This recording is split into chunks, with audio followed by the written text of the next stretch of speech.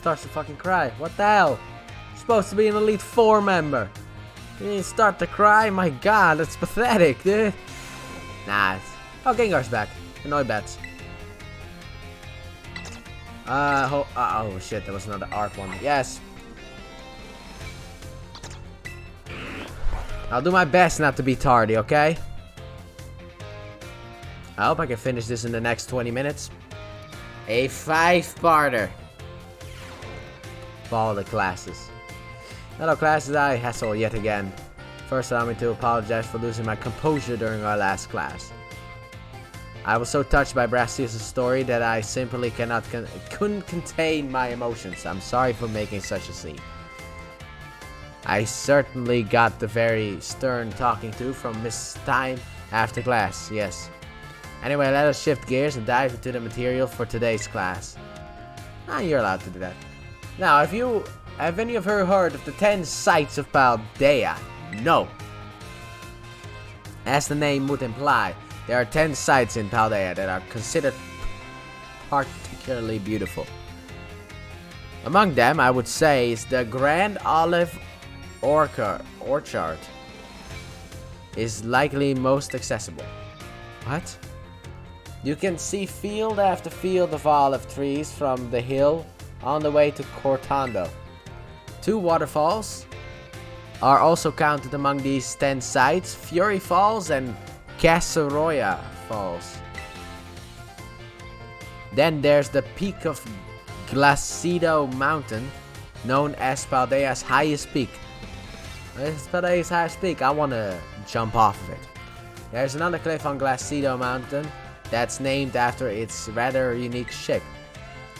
So let me ask you, my students, what is the name of the 3-pronged cliff on Glacido Mountain? No need to grasp at straws.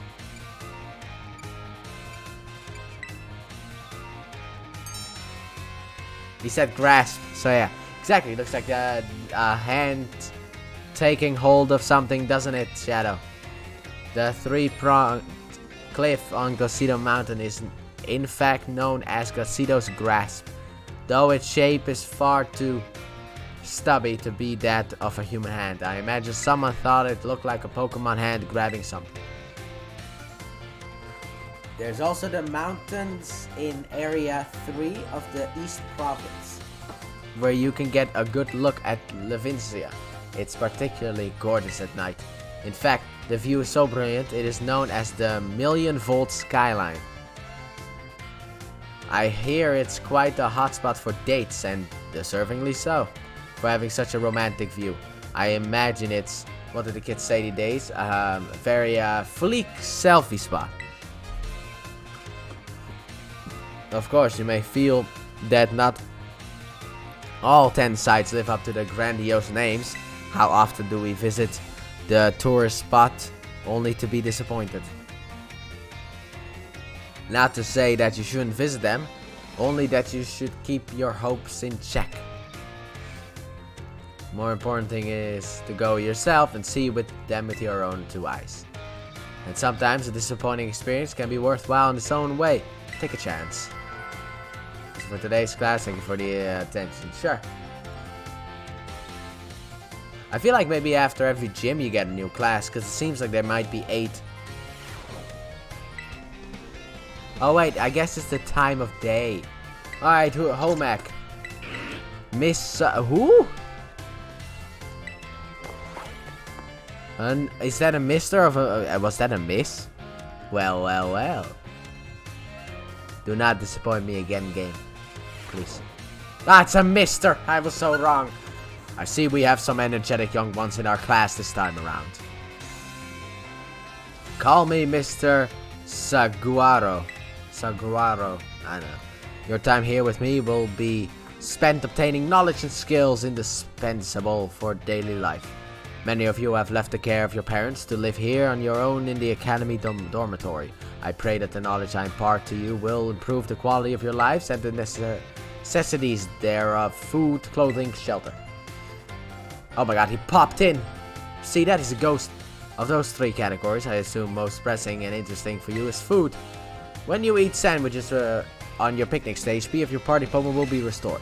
You will also gain something called meal powers, which can provide all manner of benefits. For example, these powers can make Pokemon easier to catch or increase the experience points that your Pokemon receive, or increase the rates of shinies.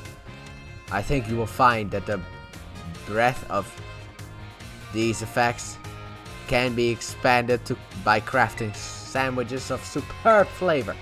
What's more, there's a certain something that is particularly important if we wish to receive meal powers with even more helpful effects. Let me see. Master Shadow. Tell me, what must you keep in mind to receive the even more helpful meal powers? My choice of filling, how fast I prepare the food, I have to remember to put my heart into it. This one? That is an interesting take, though not exactly what I was looking for. I suppose you are correct in a sense. Haha, I was right, fuck you! Your choice of ingredients, including both fillings and condiments, is an important factor in gaining even more helpful meal powers. I don't care, I count that as being correct. For example, using sweet ingredients in your sandwiches may help you gain egg power. Including numerous bitter ingredients, on the other hand, can gain you item drop power. Learning to aim for specific effects when crafting sandwiches will almost certainly make your culinary endeavors more enjoyable. Please beware, however, that you can also receive meal powers by eating at restaurants. I must say that I would feel the utmost joy if you all learned so much here in my class and came to better understand how home economics is the one. Our time together has come to an end for today. I bid you all farewell. Don't worry about it. I'm immediately back for the next class because there are 5 of these bad boys I have to go through. 4 still left. Let's hope I can do it in the next 13 minutes. And after this, we'll be going for the last Titan. Good evening, Master Shadow. I think. No, the next base. Saguaro. I think Saguaro, right? I'm gonna call him Saguaro, Mr. Saguaro. Which is a difficult name to pronounce, but I'm not Spanish, so I don't know. Put away your, yeah, Saguaro. That's what it looks like. Put away your phone, it's time for the class to begin, I guess. In our last class, I believe we talked about the effects that foods can have. You can receive meal powers and even restore hate. By the way, I was gonna click option 1, but option 3 was just perfect. It's truly a convenient means of healing your Pokemon. But it doesn't heal power points, right? Unfortunately, as I'm sure you are aware, it is not suited for use in battles when you cannot make food or when you wish to restore HP quickly. In times of those, you should make use of healing items such as potions, which you can buy at the market. Healing items are immediately effective and can be used anytime you open your bag. They are, however, consumed after one use. Restoring potions restore 20 HP, super potions restore 60, and sadly enough, which I still fucking despise, hyper potions only restore 120 HP instead of 200. It should be put back to 200. They want to make these games fucking easier, make hyper potions back to 200. The price of the item, the more HP it will restore. Keep in mind how much money you have when you are stocking up on these items. I never do, because I always have enough. I'm rich as fuck. However, unforeseen happenings are an inextricable part of traveling from place to place. Imagine, if you will, the following scenario. You find yourself with injured Pokemon, but you have no potions and are out of sandwich ingredients. And there are no Pokemon centers nearby. Tell me, Master, what would you search for when in a perilous situation with no way to heal your Pokemon? Place of water, a teacher, items on the ground. Perfectly correct, Master Shadow. I see you are well learned in survival techniques. If you see something shining on the ground, it is actually an item that has been dropped there. You may be able to find a restorative item such as an Oran Berry or potion. By the way, if I'm somewhere and I don't have healing items, I will fly back and stock up. But that's just me. You may be able to find a restorative item such as Oran Berry and potion in this way. Okay. Yeah, okay. Berries, you can, I know how this works. Look around for those shiny items on the ground. Yeah, okay. So the bell demands that topic. Wait. Topic we can do for next time.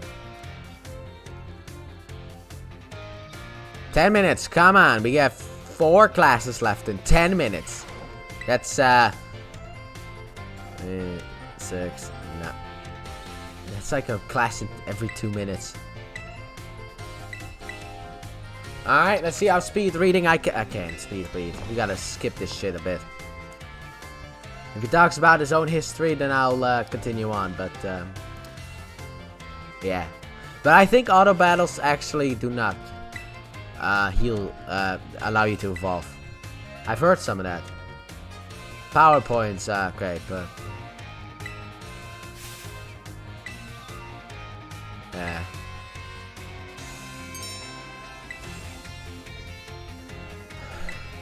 Yep, it can no longer do anything. However, each move has its own PP, so you can imagine mitigate PP loss by using a variety of item moves rather than just one move repeatedly. Yeah, okay, I know. It's struggle. Yeah, those items. To lower its maximum PP.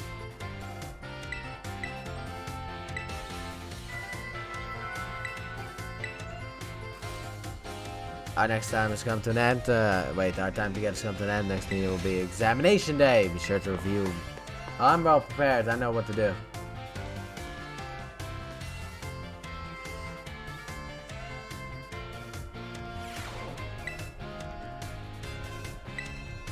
The midterm. Yes. I know I have to use my brain to see what I've learned here, but I know most of the stuff. But the first time we talked about the picnics, and I never done them. I've never done the picnic. I plan on doing it, but not yet. If we have an episode where we can picnic, sure. If we have some time left on me. Time's gone for the test. Let's begin before the information slumbering in your brains is from the last minute cram session fades. Well, the thing is that, for me, I actually have no idea because I have a fear of failing, which means that whenever I have a test, I will not know anything. Alright, what is not an effect of a picnic meal? Increasing speed, because you can restore HP, cure poison, and gain meal powers. Which of the following affects the kinds of meal powers you receive from a particular meal? Filling and condiments. Number of people eating, the color of the utensils. Which of these berries can restore opponent's HP? The orange berry. Leandro. Leandro wanted this moment to decide on his own when to use its item in battle, so he gave an orange berry. That will work as he hopes. This statement is true. If opponent runs out of PP, it can no longer be.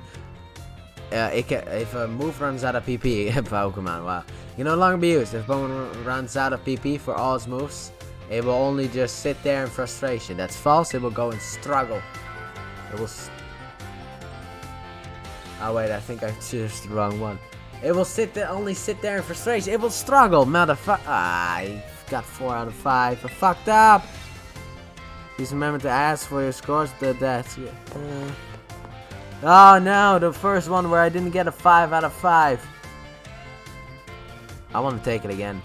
I want to take it again, dude. Uh-huh.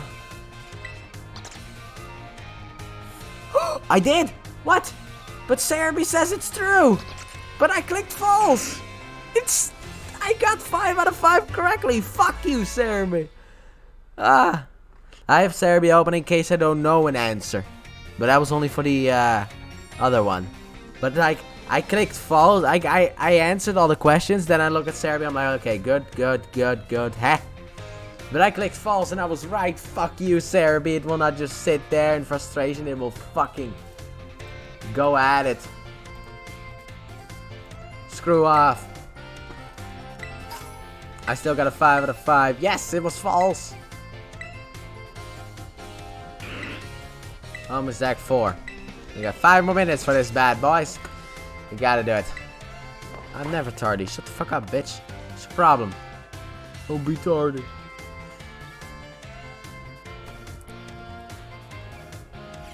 By the way, with the languages, I'm gonna fucking cheat. I couldn't care. He is so tough looking. He's so masculine. Though some of you have had to retake the midterm exam multiple times, I'm glad to say that the majority of the class passed without issue. I feel honored to see that the knowledge and skills indispensable for daily life have taken root in all of you. I trust that you will work just as hard to... Yeah, okay. Give me something I want. I received on the subject of meal powers. The student who asked this question is a young man who enjoys his culinary arts. He tells me that he regularly researches culinary techniques on his own and pays careful attention. Ah. Penny. No. To ingredients he uses. He also spends day and night studying all aspects of... Yeah, of course, Arvin. Yet, despite this, he is baffled by his inability to increase the effectiveness of his meal powers. So tell me, Master Shadow, since you did quite well on your midterm exam, what should this young man do to increase the effectiveness of his meal powers? He should make food more often. He should make food with other people. I wanted to say Arvin. I should have done it.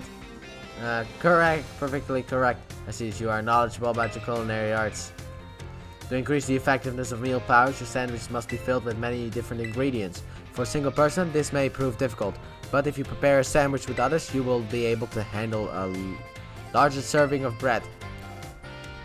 With a larger base to start, it becomes quite simple to add more ingredients to your sandwich, which in turn makes it possible to receive meal powers to increased effectiveness. Alright then. I'm sure that Arvin will likewise work with friends to craft the sandwiches in the future. Oh shit, I'm sorry Arvin. The identity of the male student is not a matter of privacy, so I would ask you, do not pry too deeply. He just says Arvin. What an idiot. Alright, last one.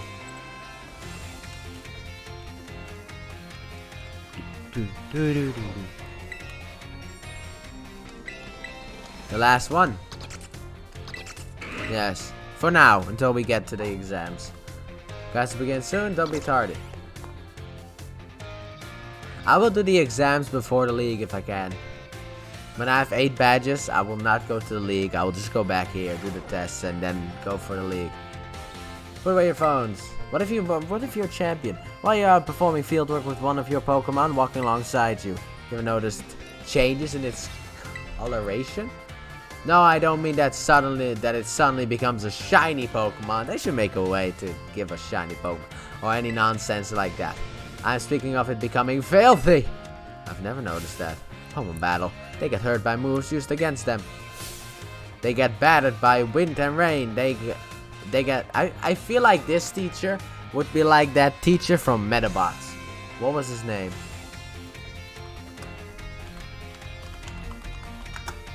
It was like a fantastic teacher. He's like an amazing character because Metabots is amazing, and I mean the first 2 seasons are fucking amazing. I want characters.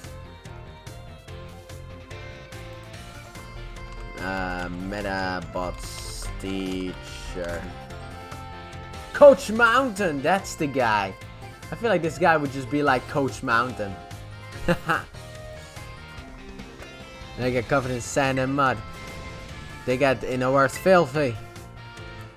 I have seen many a trainer walking about with their adorable little Pokemon without addressing the issue. It is deplorable. Let me ask this question of someone who I am sure would not tolerate such shameful conduct. Even though I do that fucking shameful conduct. Yes, Master Shadow. What would you do if your Pokemon is dirty? Clean it up, pat it on the head? Absolutely fucking nothing. I would do nothing. I suppose in time, filth accumulated from rain and mud may well fall off its own accord, but I never expected such an answer from you. Fuck you. When your Pokemon are dirty, clean them. This is, of course, simply common sense. While you're having a picnic, you can approach the Pokemon on your team and perform a variety of actions. Really? One such action is putting them through what I like to call the Pokemon wash. In other words, you are able to clean them up. You start by getting your sponge lathered up with soap bubbles as you gently and carefully scrub your Pokemon. Yeah, okay.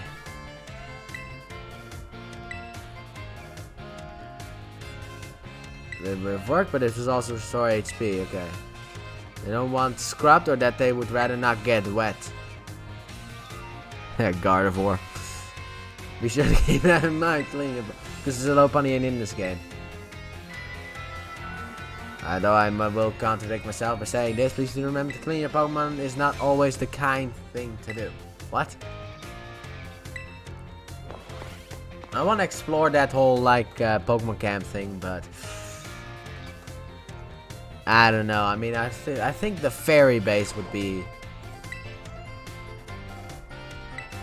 I don't have any classes. We're finally done. We can escape this horrendous place.